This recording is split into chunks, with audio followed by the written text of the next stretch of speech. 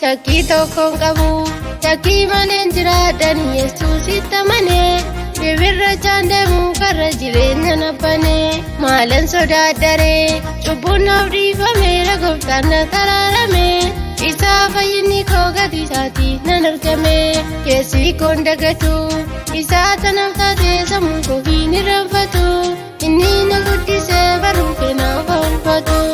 innarra na gahee barruun keenaaf oolfatu inni na guddisee barruun keenaaf oolfatu inni na guddisee barruun keenaaf oolfatu innarra na gahee barruun keenaaf oolfatu inni na guddisee barruun kee oolfatu innarra na gahee barruun kee oolfatu barruun kee oolfatu barruun kee oolfatu barruun kee oolfatu.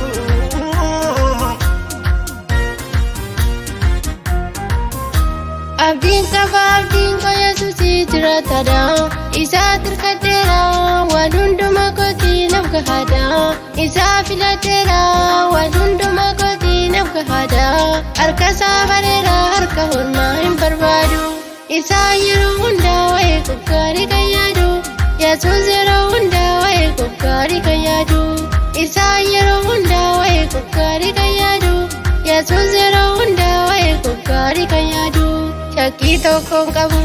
shakkii malee jiraadhan Yesuusitti amanee bibirrachaan deemu karra jireenya nabbanee maalan sodaadharee cubbuun naaf dhiifameera gooftaan na taraarame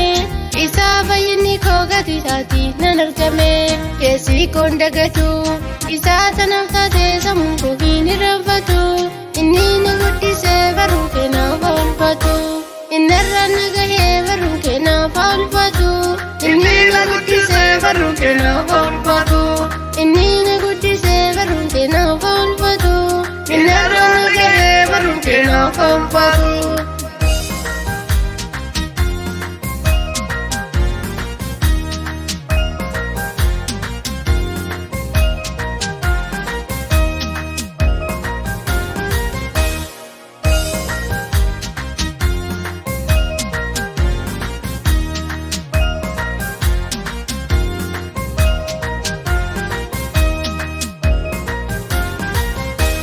Admasii jiraataa qulqulluu ilma waaqaati oolaa mudaan qabneen jiru gooftaan akka keeti waaqaaf lafarratti fudhu galaani kan keeti re'ee inni harbii duwwaa duwwaatti hambise karoora ishee keedina kan lafa laalchise maqaa keen farfaddaa maqaa biroo irra caalchise Admasii jiraataa qulqulluu ilma waaqaati oolaa mudaan qabneen jiru gooftaan akka keeti waaqaaf lafarratti fudhu galaani kan keeti re'ee inni harbii duwwaa duwwaatti hambise karoora ishee keedina kan lafa laalchise maqaa keen farfaddaa maqaa biroo irra caalchise shakkii tokkoon qabu shakkii malee jiraadhan Yesuusitti amanee bibirrachaan deemu karra jireenya nabbanee maalan sodaadharee cubbuun naaf dhiifameera gooftaan na taraarame isaa fayyinni koo gatii isaatii nan argame keessi koon dagatu isaa tanaaf taatee sammuu koo hin irraanfatu inni na guddisee barruun keenaaf oolfatu innarra na gahee barruun keenaaf oolfatu inni na guddisee barruun keenaaf oolfatu inni na guddisee barruun keenaaf oolfatu innarra na gahee barruun keenaaf oolfatu.